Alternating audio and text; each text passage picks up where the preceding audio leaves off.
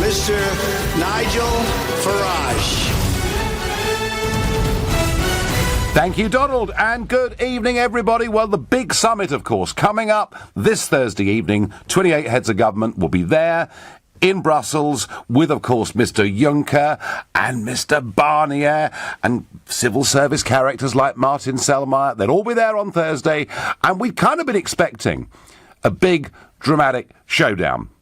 But perhaps, rather sensibly, the government have decided, and the European Commission have decided, to get the whole thing, as far as the UK is concerned, done and dusted before then, which is why David Davis went out to Brussels yesterday, and there was a press conference this morning, and a transition deal, or as our Prime Minister calls it sometimes, an implementation period, has been agreed. The European Union's chief negotiator said it was a decisive step, and he announced that the transition will end on New Year's Eve 2020. He did admit, though, there's still a lot of work to be done, including important issues like the Northern Irish border. We do have to make progress on a couple of points of divergence which are of primary importance. First of all, the governance of the withdrawal agreement and questions related to Ireland and Northern Ireland. Well, that was obviously Barnier through an interpreter. And David Davis was there, and he was telling reporters in Brussels that the implementation timescale post-withdrawal would give businesses the stability they had asked for. And the one victory perhaps here, the UK will be able to strike trade agreements with other countries during that period. Our teams have worked hard and at pace to secure the terms of a time-limited implementation period that gives the certainty demanded by businesses and citizens across the European Union and United Kingdom. I presume the logic of the certainty decided by businesses means that actually, this transition deal could last for 30 years. I mean, is this the Brexit we voted for, folks? Let's just look. What are the upsides on today's deal? Well, the upside for Theresa May, I suppose, is that we're now allowed to start talking about trade. Yes, we haven't even got round to that yet. The other upside is we will be able to talk to other countries during that period of time and talk about future trade relationships. But what are the downsides? Well, the downsides are that the Prime Minister has agreed that Northern Ireland will have full regulatory alignment as a backstop. So if they can't reach an agreement on the Irish border and how they're going to monitor it or police it, we will have full regulatory alignment, which means, effectively, Northern Ireland would stay part of the single market stroke customs union. Something Theresa May told the House of Commons no British Prime Minister could ever accept. But in principle, we've accepted that's there as the backstop. And anybody that arrives at the end of Article 50, right through to the end of 2020, from the European Union, will have the same rights as those who came before Brexit. What it means is that free movement is going to continue.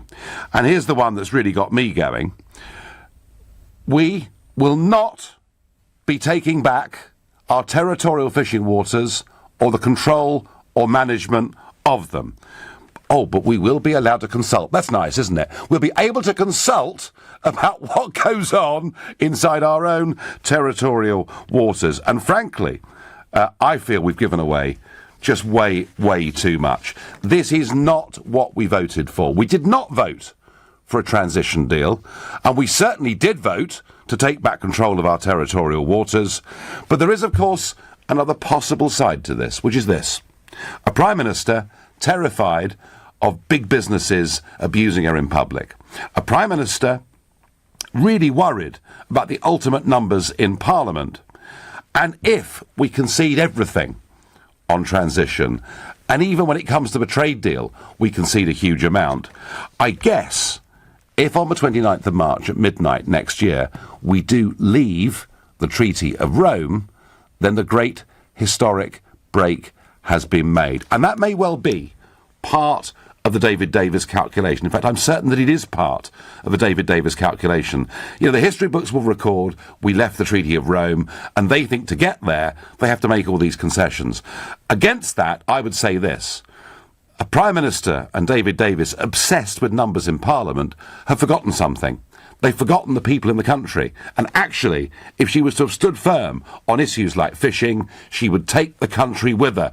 And if you take the country with you, you'd be surprised the MPs will follow, because all they really care about is getting re-elected. So, I'm asking you, are you happy with what's been achieved today? And if you think she's done the right thing, she and Davis have done the right thing, we keep the process moving, at least we have a date at which we're going to leave, albeit one much later than we thought during the referendum, then call me on 0345 6060 973. Or if you think it's a complete sellout, particularly over fishing, text me on 84850. And maybe you think, actually, maybe the EU are showing signs now of beginning to give at least some ground on Britain's trade relationship, and that's good news. And you can tweet using the hashtag Farage and LBC at LBC. You can watch us on Facebook and comment there too. Well, Dave's got a point of view. He's already texted in.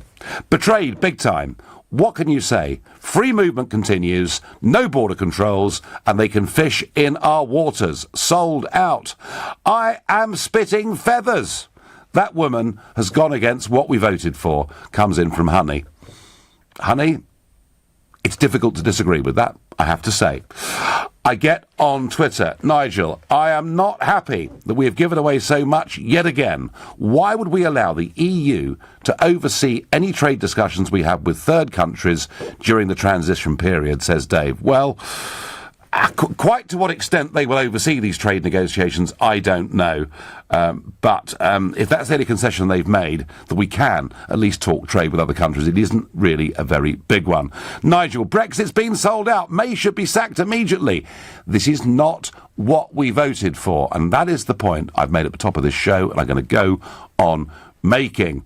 The big question, Nigel, is what are you going to do about it, says Gary from Norfolk. And Jason from Sutton is on the line. Jason, who is a regular on this show and a supporter of the Remain side. Good evening.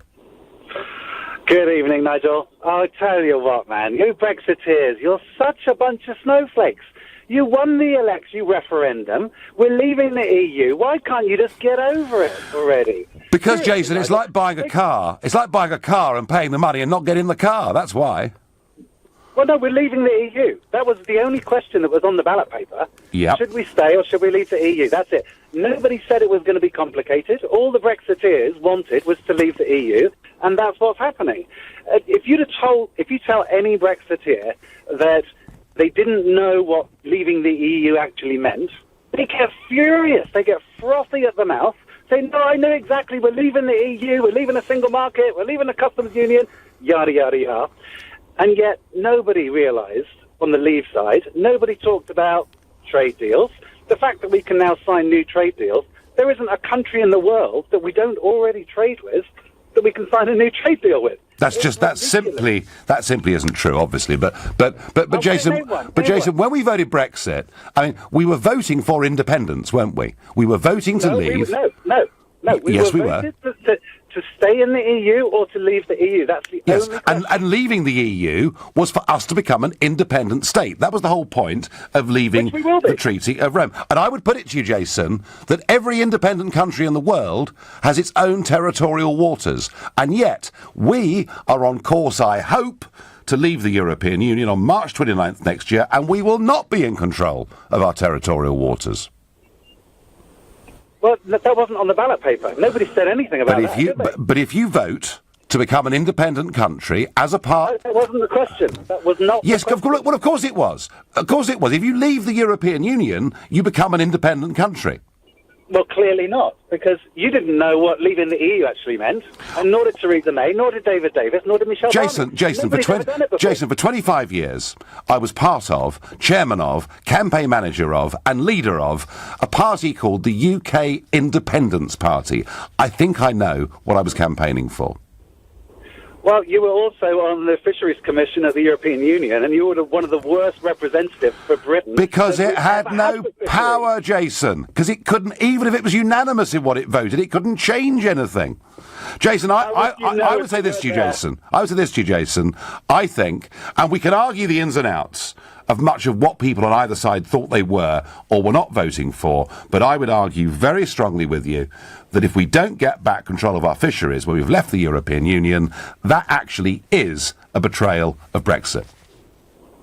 Well, that we will have to agree to disagree, because getting back control of our fisheries means that we're losing 70% of the market that actually buys our fish. Oh, they'll go on buying the fish. Union.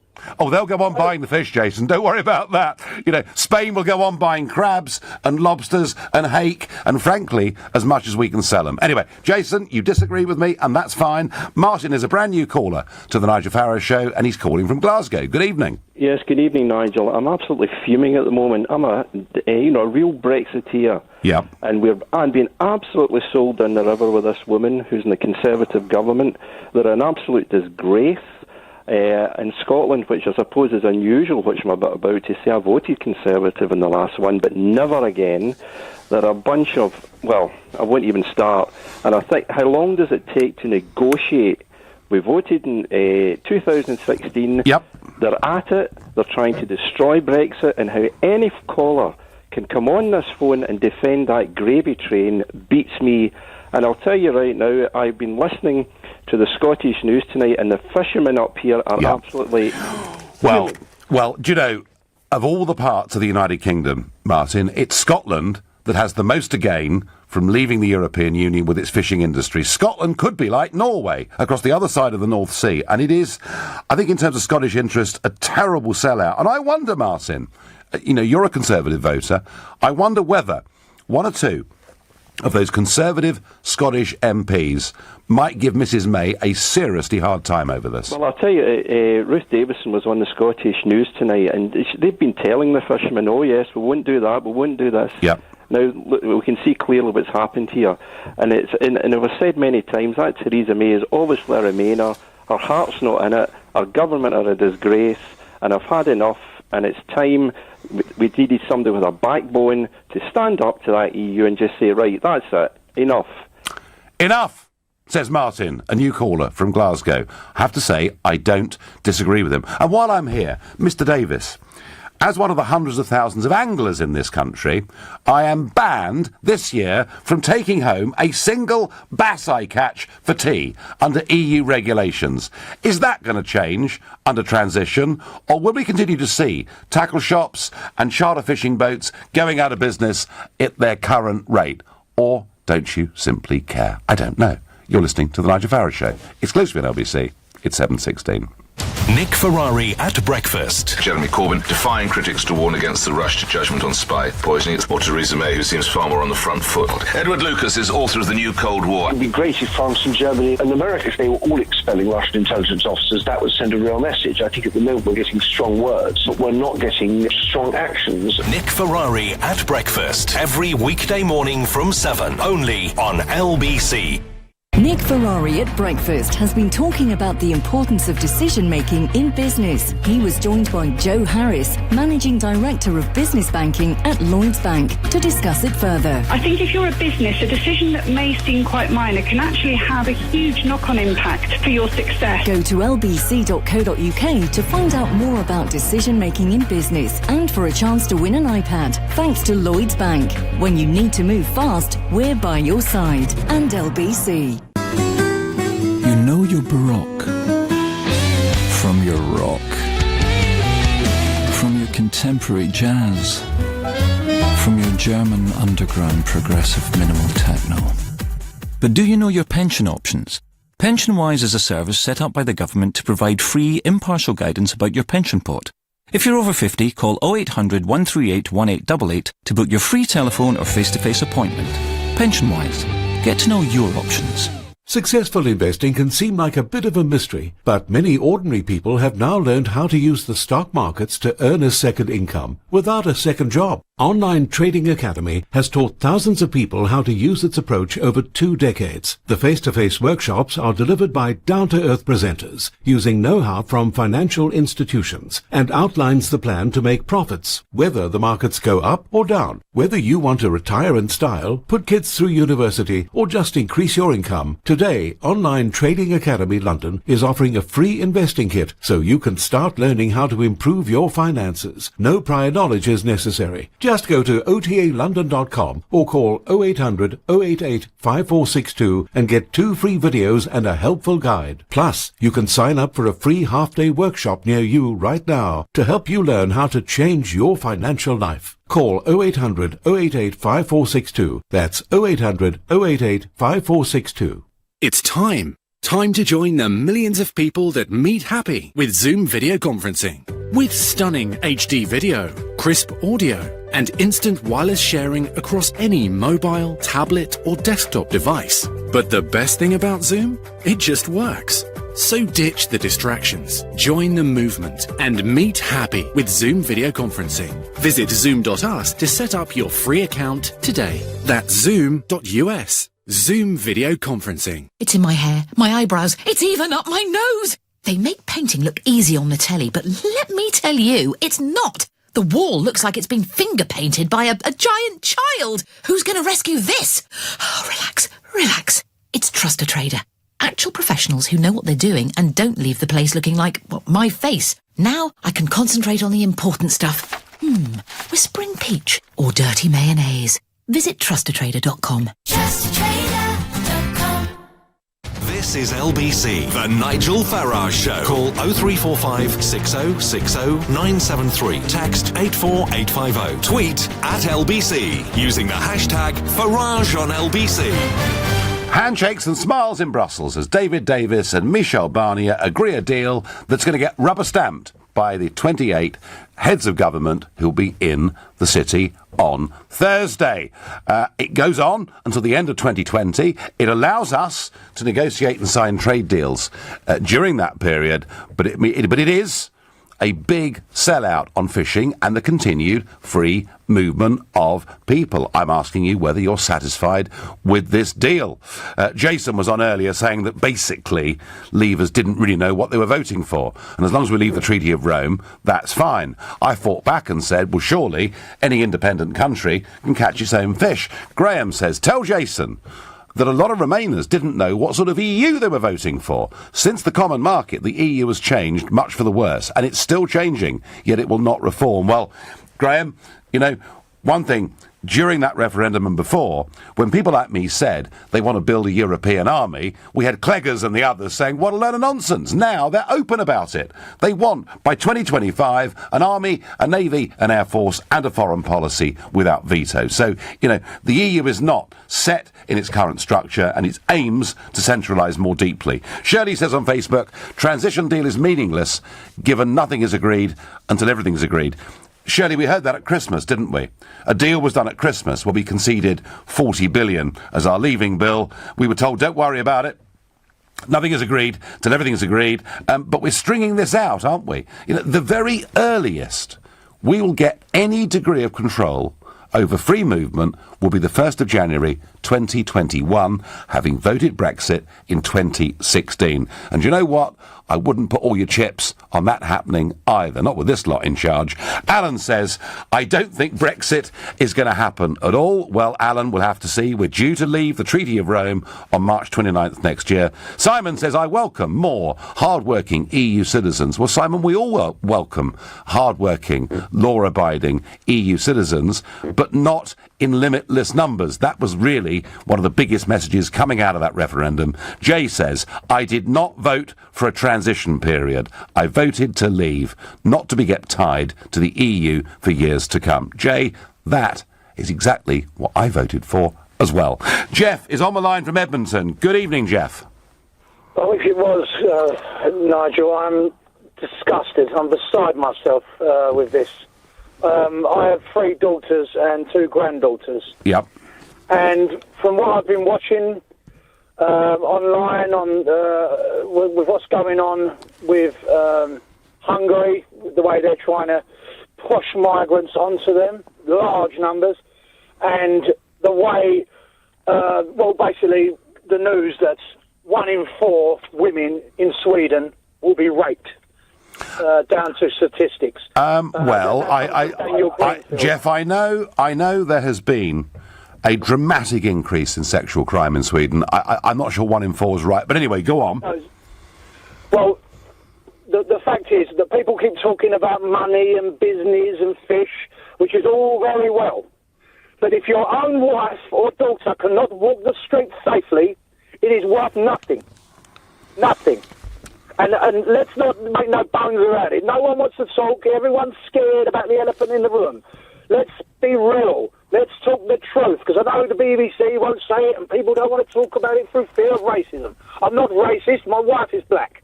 Okay, how much more evidence do you want? I'm telling you now that I want my wife to be able to walk down the road wearing a skirt and not be harassed by Middle Eastern men and Somali men who haven't been trained in etiquette, who do not know the meaning of how to treat a woman. And all this money talk and business talk means nothing. Nothing at all. If we don't give this under wraps.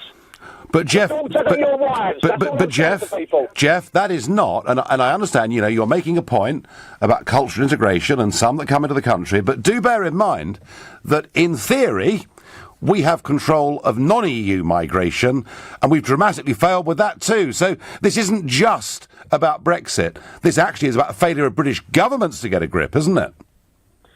Yes.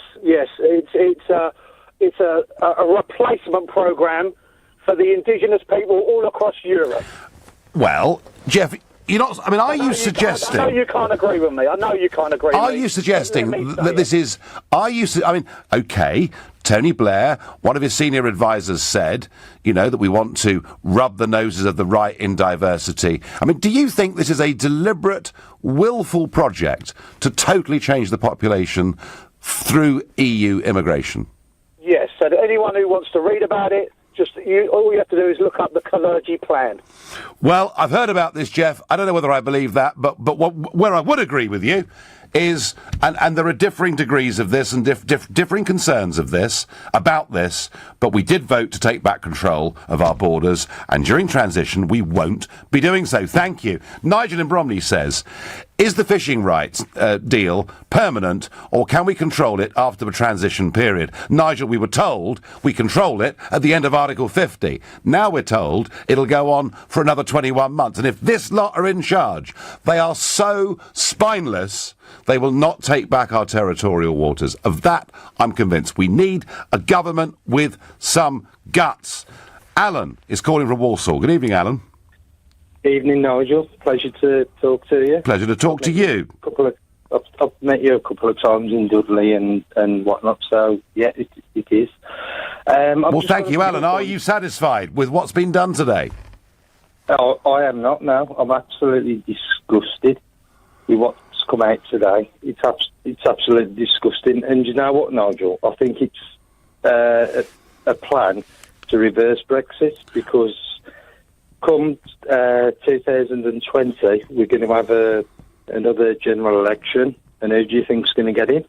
Well, Corbyn, if he was to get in, could, of course, keep us signed up to a customs union, some form of single market. It's always been one of the things that's worried me about transition. Exactly. But Alan, if we leave... I mean, if one of the reasons the government is giving so many concessions is because they want to get us through March the 29th next year, if we do leave the Treaty of Rome, even with a rotten deal, that of itself is still a huge achievement, isn't it? Well, look at the fishing waters in Scotland. Why hasn't Nicola Sturgeon come out? She's been so big on the EU. Why hasn't she come out and said something against the EU? I think because she loves the European Union, Alan. And she finds it very difficult to criticise overfisheries. Alan, tell me, what's the one thing today that's really disgusted you? Is it fishing? Well, it's freedom of movement, because how can a country sustain and build for the better when you've got over 300,000 people coming into your country and settling? Well, it is a total lack of control. None of us know how many will come during that transition period. Alan from Walsall is disgusted. John is calling from Los Beliches in Spain. Hello, John. Hi, good evening to you, Michael. Just one thing, I'm slightly I agree with most things, but I slightly disagree with the fishing, because I'd have thought this was an opportunity you must know we have no fishing fleet, no navy to defend it. I think we discussed this before. This gives us a transition period for them to do deals with Norway, who has free waters anyway, to do deals. So when we're ready to go in just over 2 years' time, the Scottish fishers, the fishers all around the UK, would have made me have done deals. No, John. Got the fishing fleet ready to go. I may be wrong, though. You can't. No, John. I mean, at the moment, and it varies year on year, but let's just say over 3/4 of the fish by value are caught by the EU fleet in British territorial waters, right? There will have to be, for us to be reasonable neighbours, a phasing out period of some kind. We're not even going to have that conversation, it seems, until the end of transition. We all thought, John, and actually with Tory manifesto, I criticised the Tory manifesto to be told, shut up, Nigel, you're wrong, we are taking back control of our waters, to now be told, John, it's delayed for a further 21 months. And one thing I've seen in the European Parliament last week is fishing is a major issue, particularly for many Spanish politicians, the country that you're living in now. And I just don't... You understand that? Yeah, John, I just don't think that our politicians are brave enough to say, look, we're happy to phase out foreign boats fishing in our waters, but ultimately we want to get to where Norway is. And that, by the way, would be, as in your first sentence, with a new fleet and with fisheries protection. John, I don't think this political class have got the guts to do the right thing. Well, it wouldn't take time. By the way, it's one thing I always wanted to say to you, which always amazed. I mean, if it'd been the motor industry, I'd have been mad, because we export 15 billion of cars to Europe, but we import 45 billion. It never gets bought up. The point I wanted to make was this, really. Yes, we export cheap cars and import expensive ones, don't we? Yeah. But the point I wanted to make to you is this, really. If the UK hadn't been inside Europe, and we were trading the same as we are now with almost 100 billion euro deficit, and on WTO terms, the UK would be getting lots of, obviously the whip hand is held by the importer, which is ourselves, and we said to the EU, now as an independent country, we'd like to come in, they would bend over backwards to get us in. They'd say no payment for 10 years, or whatever the case may be. But of course, our politicians don't seem to understand that if that would be the case, and the Remainers never tell us. If we did remain, we've already been told we would lose our rebate and other things at all. I mean, I don't understand. And we'd have to join a European army. John, we're out of time. I thank you for your call. That was John from Spain. You're listening to the Nigel Farage Show, exclusively on LBC. It's 7:31, and time for the news with Robin Schonhofer. A breakthrough in the Brexit talks today. The transitional period's been agreed. It'll begin in March next year and last to the end of 2020. Independent chemical weapons inspectors have arrived at the Portendown military site in Wiltshire today to test the nerve agent thought to have been used in the Salisbury poisoning. And Uber is halting its tests of driverless cars in the US after a pedestrian was struck and killed by one in Arizona. For the LBC weather, a widespread frost is expected across the UK this evening, very cold, with lows of -3. LBC travel, the M25 is slow moving clockwise. That's between junction 24 for Potters Bar and 25 for Enfield. It's after a car broke down earlier. On the M3 northbound, all traffic is being held temporarily between junction 3 for Lightwater and 2 for the M25. It's after a car caught fire. In Walthamstow, one lane is closed on Forest Road eastbound at Black Horse Road Station. That's for water main works. And on the tubes, on the Jubilee line, minor delays after an earlier security alert at North Greenwich. LBC travel, I'm Anne-Marie Walsh. This is LBC. Great. Another ad. When's the music back on? Good news is you might not need to listen to this, because we're about to talk funerals. So if you want to turn down the volume, that's fine by us. If you do need to plan a funeral, we're sorry to hear that. And we want you to know we're here, like we have been for generations, at the heart of your community, available all day, every day, to do right by them, right by your family, and right by you. Co-op Funeral Care. Shut the door on routine. Start something new.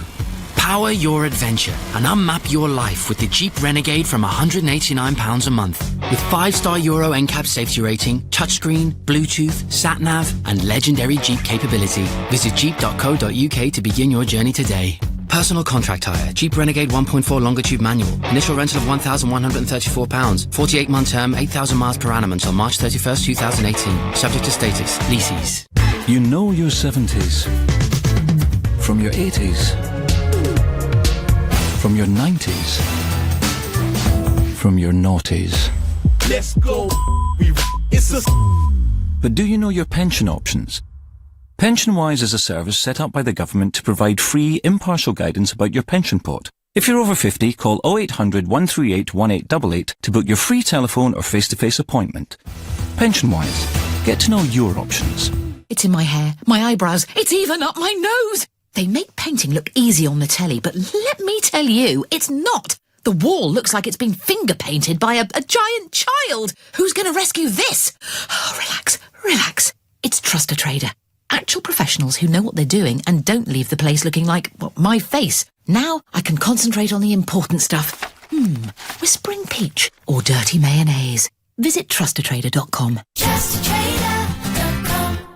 My job often involves filling jobs, so finding a reliable way to recruit staff is vital. That's why I always trust Recruitment Genius. They write a great job ad for me, advertise it on up to 2,000 job sites, and they even screen and filter the applicants. Then I just select the best ones for interview. All this for a flat fee of £199 plus VAT at 20%. Using Recruitment Genius makes me a recruitment genius. Create a free account today at recruitmentgenius.com. When you work for yourself, you learn a few things very quickly. Claim VAT back on as much as you can. Cash flow can go from a flood to a trickle if you don't keep an eye on it, and shoeboxes are not the best filing system. If you snap a picture of your receipts and sort them with QuickBooks, you'll know what's going out and coming in with just a few taps. Track all your expenses and keep your cash flowing with QuickBooks. Backing you. Available now for up to 50% off your first 6 months. For terms and conditions, visit quickbooks.co.uk. Leading Britain's conversation. The Nigel Farage Show. Tweet at LBC using the hashtag Farage on LBC.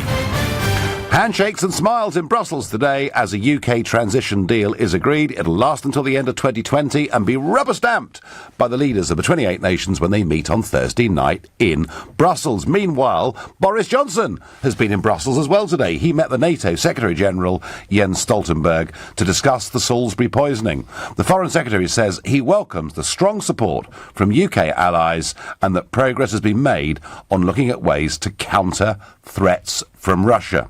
Working together, we discussed this in the EU just now, working to tackle disinformation that comes from Russia. A lot of the fake news that's pumped out. Tackling hybrid warfare, as Jens has just said, one of the key things that NATO now has to consider. And of course, looking at how we go after the money.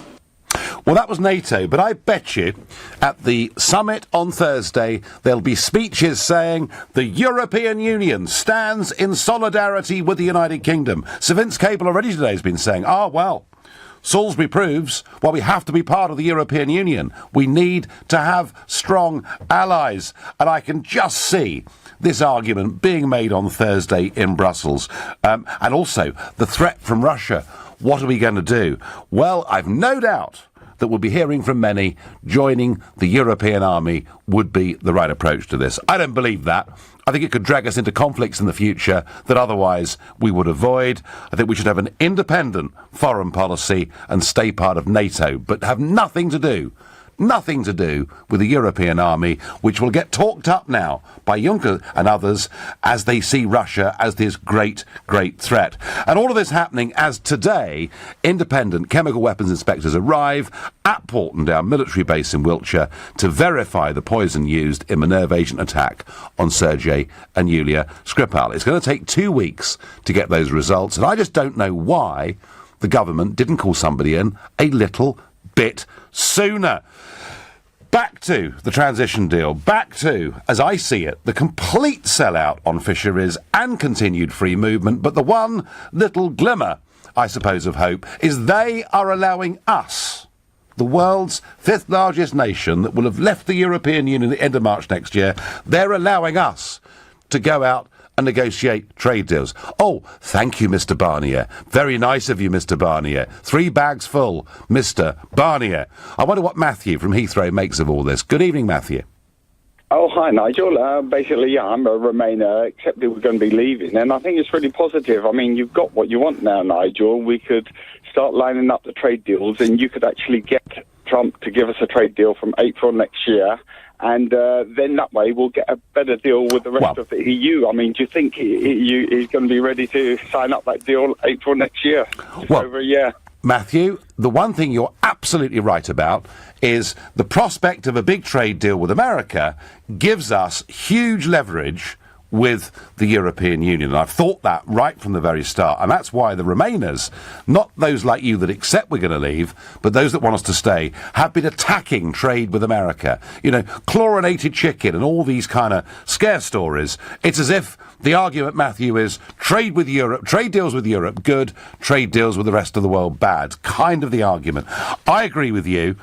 This is a positive thing. It's the one good thing that's come out of today. But for goodness sake, Matthew, if we're leaving the European Union, we should be doing this without getting permission from Mr. Barnier.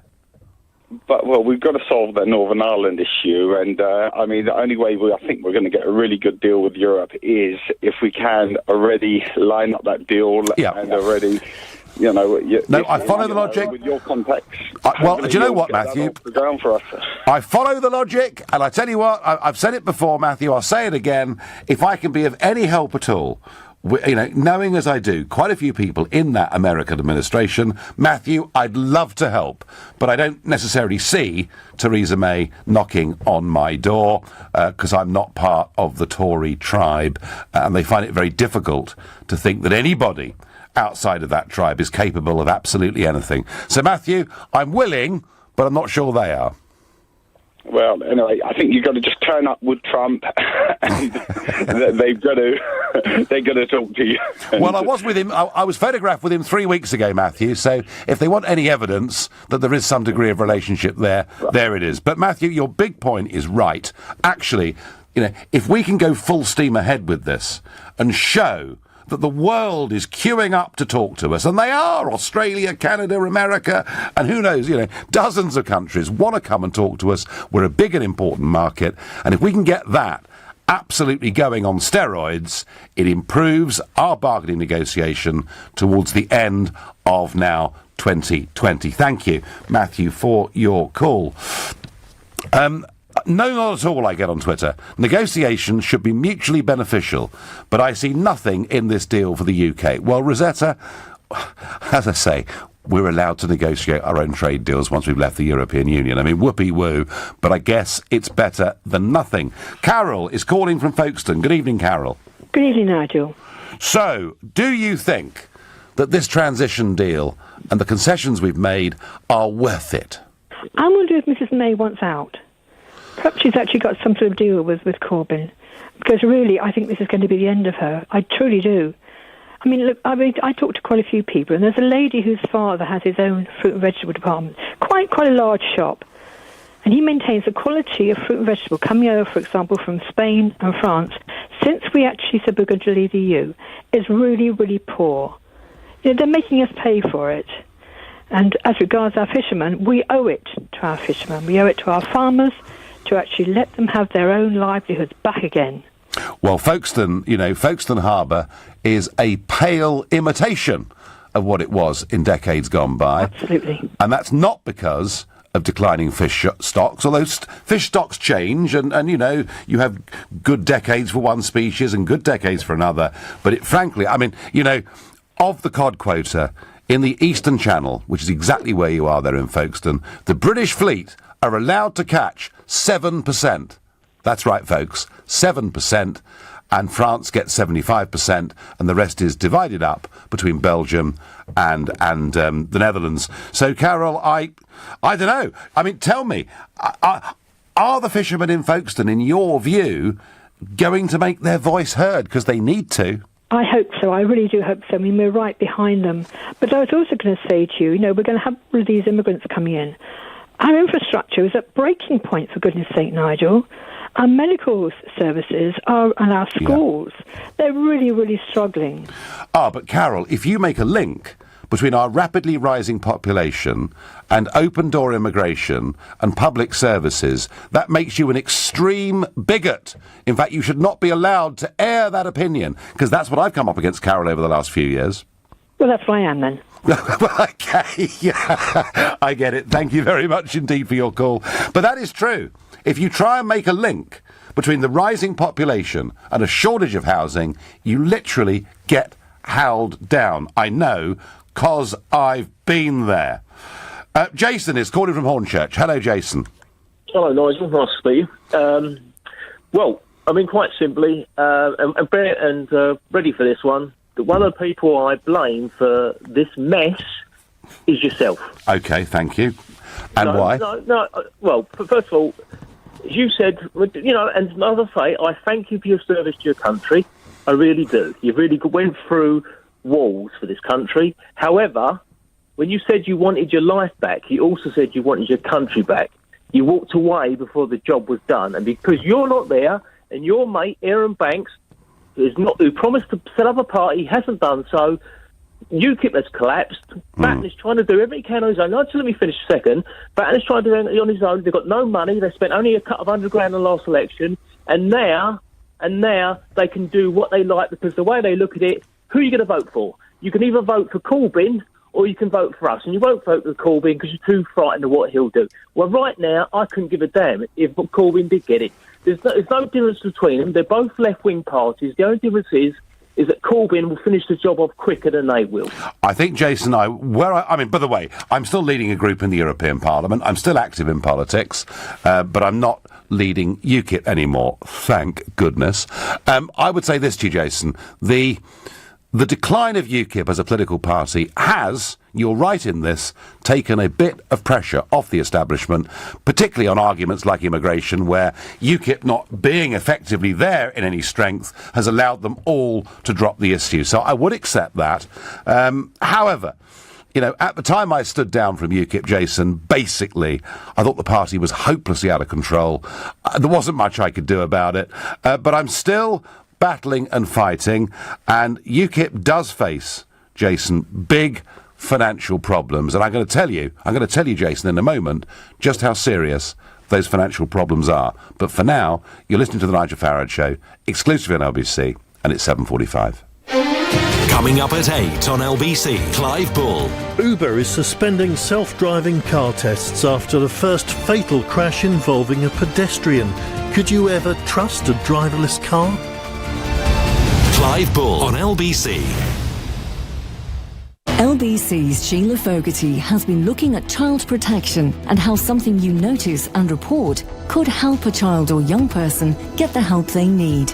You don't have to be certain to report it to your local council, NSPCC, or the police. One of the key things is that safeguarding is everyone's responsibility. So that's professionals that are working with children, but also just people in the community. To find out more about child protection with the Department for Education, go to lbc.co.uk. Tri-Operas, the dazzling hit opera show, coming to the West End at London's Peacock Theatre. 3 famous stories in one spectacular show. All action, dance, acrobatics, kung fu, hip-hop, puppetry and more. Sing and rediscover Turandot, Butterfly and Carmen. Experience Tri-Operas at London's Peacock Theatre from 23rd of May. Book now at trioperas.com. At Co-op Funeral Care, you can plan and pay for your funeral in advance from less than £18 a month, giving you and your family peace of mind. So sort your funeral plan today and then get back to doing something else, like scuba diving, tango classes, or even extreme yoga. In other words, we'll take care of your funeral plan so you can keep loving life. Call, find us online, or pop into your local Co-op Funeral Care. Price based on a 50-year-old buying a simple funeral plan over 25 years. My job often involves filling jobs, so finding a reliable way to recruit staff is vital. That's why I always trust Recruitment Genius. They write a great job ad for me, advertise it on up to 2,000 job sites, and they even screen and filter the applicants. Then I just select the best ones for interview. All this for a flat fee of £199 plus VAT at 20%. Using Recruitment Genius makes me a recruitment genius. Create a free account today at recruitmentgenius.com. To find the truth, you wouldn't listen to just one voice. You wouldn't believe just one story, or trust just one opinion. And neither would we. The Week magazine reviews all the issues of our day and where everyone stands on them. Sign up online and try 6 issues for free. Search The Week magazine today. After all, you shouldn't make up your mind on just one issue. Cancel any time during the free period or continue with 13 issues for just £31.25. Divorce. It threatens the things you've worked hard for in more ways than you can imagine. Your home, savings, pension, and most of all, your relationship with your children. Don't let divorce cost you any more than it has to. Cordell & Cordell is dedicated to helping men in matters relating to divorce. Call now on 0330 60 60 161 or visit cordellcordell.co.uk. Office in central London. A partner men can count on. The Nigel Farage Show on LBC. Well, before the break, we were talking about UKIP and the perilous state that it's in. I made the point, politically, I couldn't wait to leave it after the referendum because I felt it was being run by a volunteer NEC who were out of control. But money has been the problem. Gerard Batten, the acting leader, and goodness me, there have been a few since I went, sent out a letter last week saying, look, we need money, otherwise we may not survive. And today, there is really a bit of a bombshell. This involves Jane Collins, MEP. She's from the Yorkshire and North Lincolnshire region. And she made a statement back in 2014, and it was after the appalling Rotherham sex scandal had come to light, and she said that 3 of the local MPs effectively had ignored the child sex abuse that was going on. She said they must have known, they did know what was happening. They sued for libel, and the party gave Jane Collins a degree of support. A judge today has ruled that degree of support should be £175,000, which UKIP has to pay within the next 2 weeks. Now, the party can appeal against this, and my guess is, and I'm not involved with the day-to-day running of UKIP, I haven't been since June 2016, but my guess is they will have to appeal, but, the truth is, UKIP is facing a real battle just to survive. And yes, that does take the pressure off the Labour Party and the Tory Party in quite a big way. Adrian is calling from Lewisham. Good evening, Adrian. Hello there. So, we have a transition deal. We're allowed to negotiate trade deals, but we've had to give a fair few big concessions on things like fishing. Do you reckon that's a good deal? What I think is, to tell you the truth, Nigel, is whether it's a good deal or not. Basically, you are having to come to terms with 2 concepts that you've never had to deal with before. One is the exercise of power, which you've never had, and the other one is reality, and giving people the truthful messages, which you've never had. And in fact, all the promises all the promises you made in the referendum, we won't have to pay anything to leave. Wrong. Oh, no, we don't. No, Adrian, we don't have to pay anything to leave. Yes, we do. No, we don't. Happen, Nigel. No, we don't. Hang on, Adrian. We're not hostages. We haven't got to pay him a penny. The fact our Prime Minister has agreed to is a separate issue. Of course she's agreed to, because she recognises power, as you don't. When have you seen one of those films, Nigel, where somebody picks a fight with 27 other people and wins? It doesn't happen like that in real life. It just doesn't happen. Well, thank God. Thank God. You can talk. Thank God in 1940, Adrian. Thank God in 1940 we had a leader who said, you know what? The fact the others have all gone down like a lot of dominoes, we're not going to do the same. Adrian, we don't have to. In 1942, the Americans do anything. Which, funny enough, you promised. You said that Trump would give us a trade deal within 3 months, back in January of last year. Yes. That's nowhere near even starting. It's not. Oh, Adrian. Trump can't make Adrian, he would. He wanted to do a trade deal with us. But he didn't. Because we... Oh, dear. Because we said no. Why didn't he? He's the most powerful man in the world. Because we said, I'm sorry, because our Prime Minister had to say, I'm sorry, Mr. Trump, but we're not allowed to, because the headmaster, Barnier, has said we can't do this until much later on. And we're now supposed to be grateful that from April 2019, we can talk to Trump about a trade deal. Adrian, the point about a sovereign nation, A sovereign nation can do what the hell it wants to do. Whether those things are in its interests or not is, of course, a separate debate. But I absolutely refuse to accept that I told people in that referendum anything that wasn't true. No, you told people things that were not going to come true. You could... the idea that we can walk away paying nothing means that the UK doesn't stand up to its obligations. As a nation, we simply fail to do things that we have already agreed to do. In other words, we welch on a deal. That is not the country that I'm in. Well, Adrian, they owe us money. You would like to be, but it's not the country that I'm in. I'm in a country that I want to be in a people that meets the commitments that it's made, not that welches on them because it wants to do that. Well, we won't get a welch on the deal because, of course, there is a 7-year spending round of the European Union. It ends, of course, in the middle of 2020, but they also owe us money. Adrian, I'm not going to row about this. Frankly, we should have just called it quits on the money. The reason we're paying 40 billion is effectively we are not leaving the single market. We're staying in the single market, and effectively what the 40 billion really is 4 more years membership fees for us to be part of the club. That's really what she's done, isn't it? The truth is coming home to roost, Nigel. It's about power. And isn't it funny that the British government appears to be reluctant to take that power back over areas like fishing? Isn't it funny that they realise you can't fight 27 people and win if you're one person? That's the reality you're having to deal with, Nigel, and it's just not happening for you, is it, mate? It's just not happening. Not with this Prime Minister, Adrian. I would agree. We need somebody a little bit stronger. Barry from Tamworth says, I suppose Bob Geldof, on hearing the news that we are not going to protect British fishermen, will release another record entitled I Like Mondays. Bob Geldof, of course, on the Thames in 2016, telling British fishermen what a great deal they had under the Common Fisheries Policy, and a few of them squirted in with water. I'm surprised even worse didn't happen that day on the Thames. I'm pleased overall that it didn't, I must say. Charlotte is calling from the Forest of Dean. Good deal or bad deal, Charlotte? A very bad deal, Nigel. I'm absolutely incandescent here. I think we've yet again been sold down the river, and this is Brexit in name only. They've given away every single thing that we voted for, and they've just capitulated and rolled over, and I think it's a disgrace to us, and it's an insult to the 17.4 million people who voted Brexit. Charlotte, that view is really very, very clearly expressed.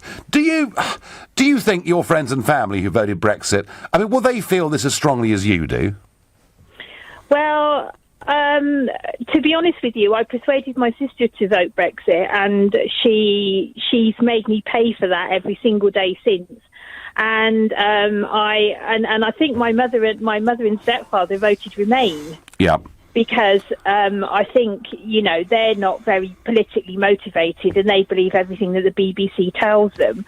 But, I voted Brexit, and I feel that there's 17.4 million of us who today are just staring into an abyss. We've got no political party who is there and standing for us. Mog's not said anything. Davis has gone native. It's a complete and utter shambles. And the thing is that I live in the Forest of Dean, and you've had a lot of people talking about immigration and everything else. There won't be any Forest of Dean if they build any more damn houses here. Well, we've got to build lots more houses, Charlotte, in the Forest of Dean and elsewhere, because we're going to have a population that continues to rise by about 500,000 people every single year, 3/4 of which is directly down to the immigration policies pursued over the last 25 years. And none of that with the EU will change during the transition period. Charlotte, thank you. Charlotte, they're incandescent. Dawn says, if Jacob Rees-Mogg was PM, we'd be out by now. Well, only if Jacob Rees-Mogg could get a majority in Parliament to support that. And that is the one limiting factor. It's the one thing I'll say in favour of David Davis today. Maybe he has to give all these concessions to get us out of that Treaty of Rome at the end of March next year. Maybe. I still think it's the wrong approach. I still think stand up strong, take the country with you, and Parliament would follow. Raj says, where does this 40 billion come from? Seriously. Raj, it comes from you, matey. It comes from the taxpayer. That is how it works. Anthony is calling from Strawberry Hill. Good evening, Anthony. Good evening to you, Nigel. I've got a little situation tomorrow. I've got 50,000 fish, and I'm just wondering if anybody knows where Teresa is tomorrow. I'd like to deliver it to her. You've got 50,000 fish, Anthony, have you? Yeah, I'm thinking I'll do away with it, and as a tax loss, and as a bit out of date, I thought I'd deliver them to Teresa somewhere. Does anybody know where she is? Anthony, we are not French smallholders or protesters, and we do not support the dumping of manure. I was going to deliver. I'm going to lose any case.